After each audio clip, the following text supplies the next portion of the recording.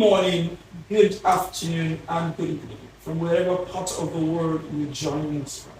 My name is Israel Danjuma, and this is the Mental Health Compass, where we navigate through mental health and its related matters. I'm not alone. I have a lady here who is my co-host to add up the feminine voice to my deep and masculine tone. Let me give her the honors of introducing herself. Thank you. My name is Abdini Faith. I am a public health student and I am particularly interested in health education, health promotion, and community awareness. And I believe that this conversation will help the community rather gain more understanding on mental health and its issues. All right, joining us is a mental health expert. This is not a native doctor, not a magician. This is a mental health expert, a doctor with lots of years in the bag with regards to mental health practice. I have with me here Dr. Nancy. Dr. Nancy, please blow your trumpet. Okay, thank you for having me here.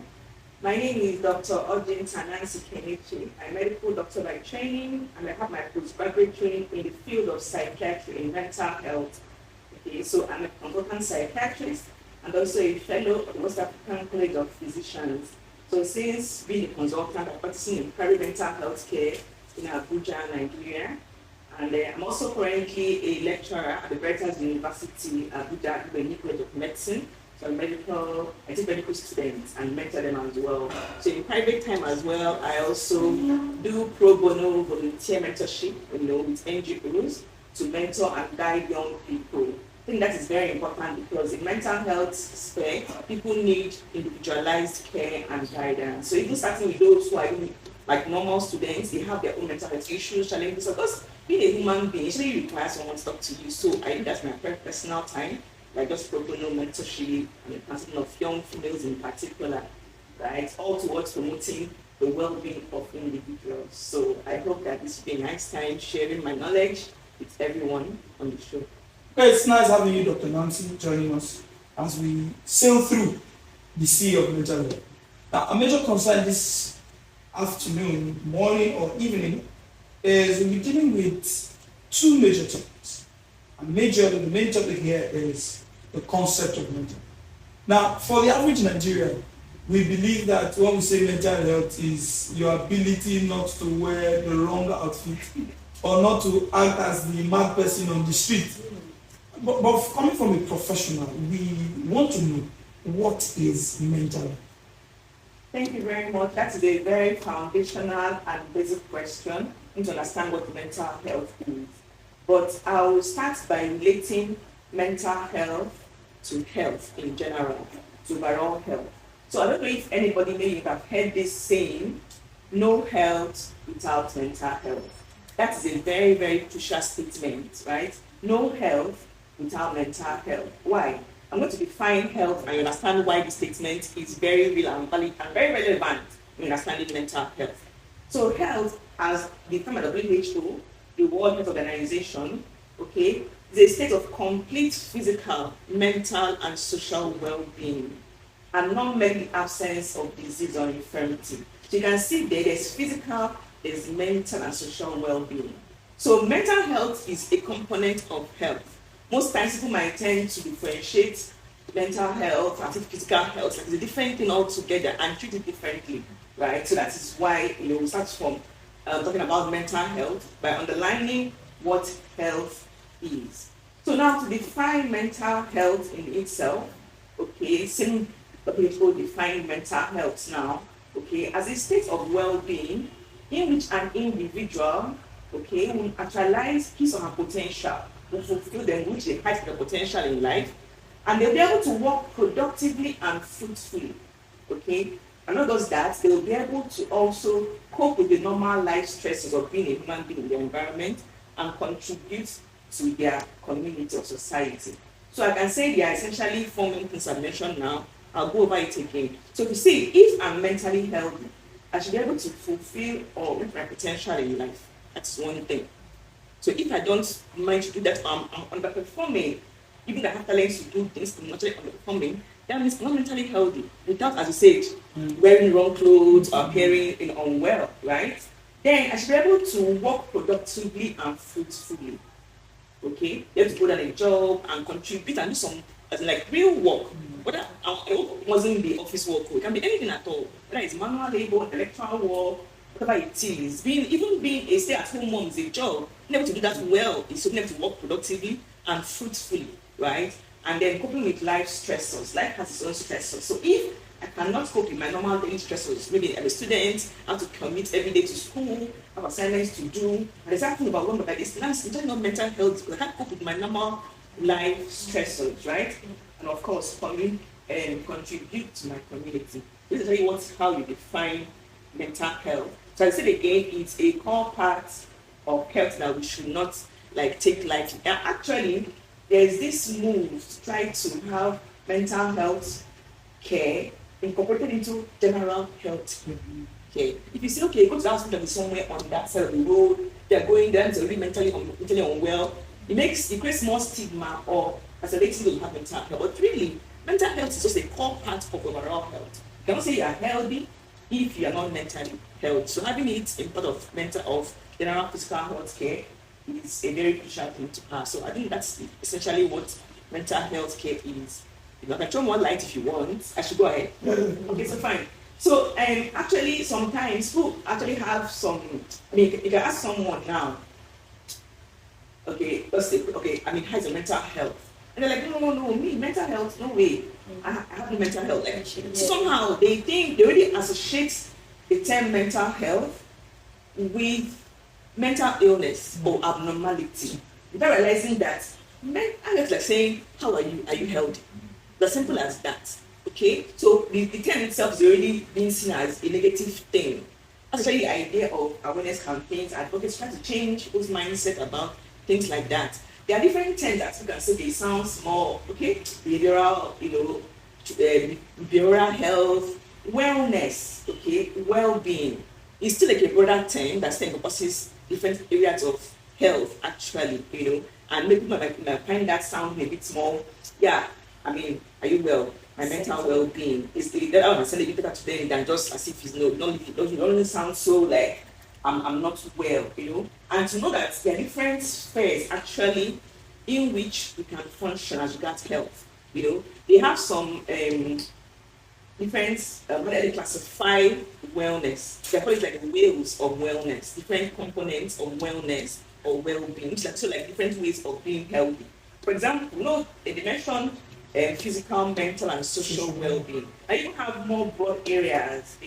I'm trying to stress this sense of areas of health. That being healthy does not mean that I'm not admission in the hospital. Yeah. I could be unhealthy, even if I'm going up and down. I could be unhealthy. Even if you go to the market. Yes, I could be unhealthy. So there are different ways of mental health, okay? Like we have physical health, definitely we are aware of that. Actually physically healthy. I can find a strain of stairs and then I'm panting, Of course, as no common, cannot walk very well, I have a loop on my leg, but I'm physically unwell. But I have mental wellness, I want to expatiate more. We also have social well-being, emotional well-being. Okay, even financial well-being is an area too. Very important, right? So financial well-being is another important area. Educational well-being. I'm unemployed. That's actually I'm not functional. I'm not as fully healthy as I should be, or and my well-being is still lacking in some areas, right? So these are important areas. So if you now say, how is your mental health? Knowing that mental is like saying, how is your physical health? How are you doing?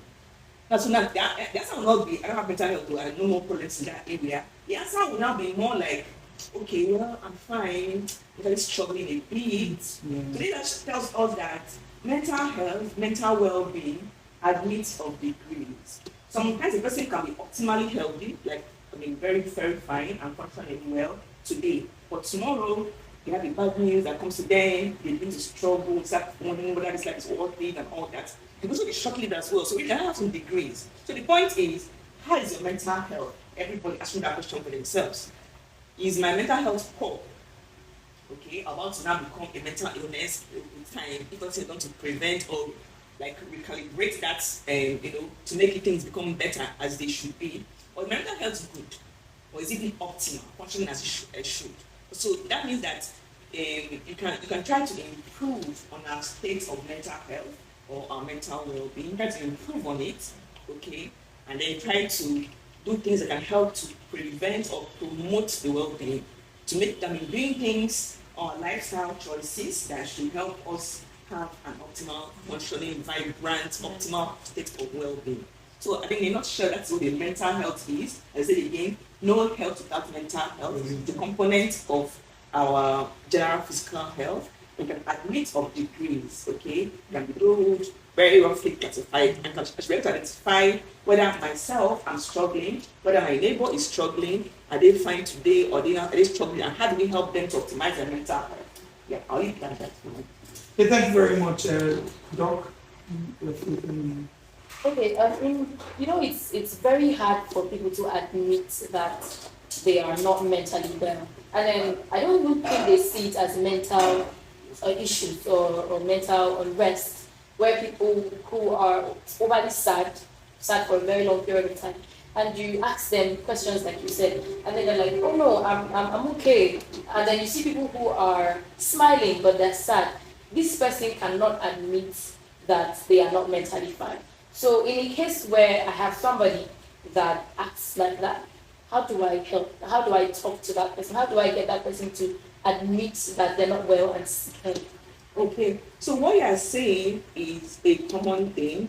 Someone say that the most common lie we all tell every day is, how are you? Fine. Fine. I mean, as if it's like an automatic response. You don't even really think. Okay, of course it can be, you want to tell the whole world you're having problems, right? But there should be some safe space where you should be able to open up and say, oh God, I'm really wondering, I'm really having challenges in one area or the other. But if you have a challenge in a different area of your life, that affects your whole physical, mental well-being, financial well-being, all put together, right? So sometimes people are used to masking, okay, masking what they truly feel, okay. Perhaps it could be a fear of judgment. Yeah. How what people say, right? And they just come to smile and pretend all is well, even though everything is not fine. So that could be a particular reason why someone can be doing that. But if we're able to break the barriers or the stigma around mental health and help seeking behavior, right? It will help people to be able to more easily come out and say, I'm struggling.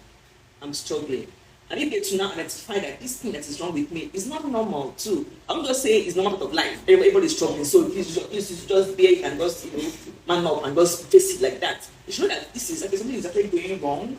You might start gradual and then begin to progress and become more intense. So I should be able to identify and own up. And that's also why we have a problem with myths, about mental health, because when people have like a myth is like a false belief, right? Or either a false belief or a misleading idea about something. And usually, unfortunately, most people actually hold myths, like most people is widely held they believe that one in a particular area. But most times, there's no evidence to even back it up. You say, how do you say, no, I heard now. Hey, culture, religious perspectives that will influence that. Just hold on to these things. So when you have those myths, then you have different particular views about mental illness, for example, now, they are very dangerous because they impact, as we say, help-seeking behavior. That if they say that other people that become mentally ill, have an illness, their own life is over. That's how they see that. Once I have the diagnosis forever. They don't even want to identify because they want to say, no, it's not possible.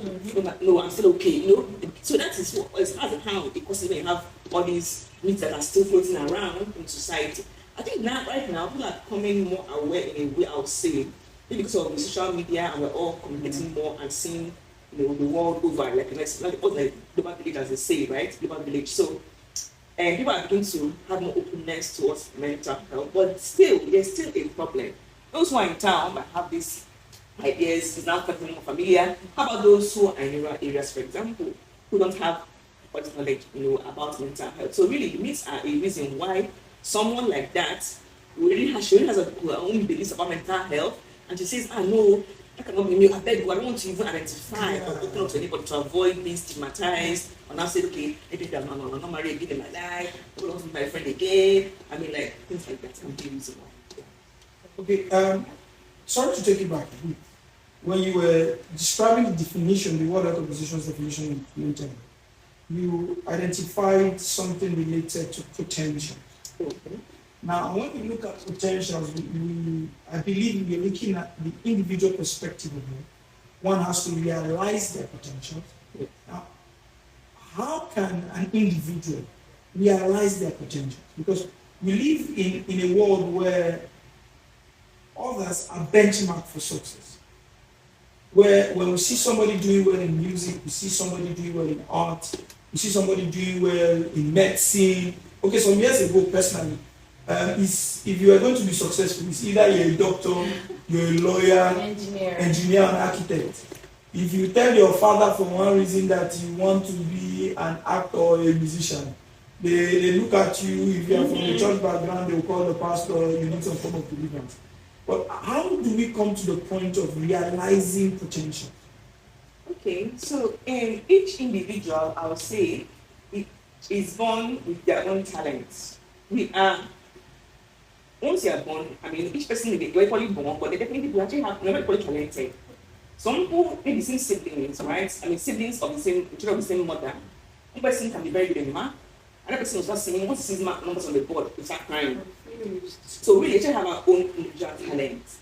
As I said, comparison is often said to be a thief of joy.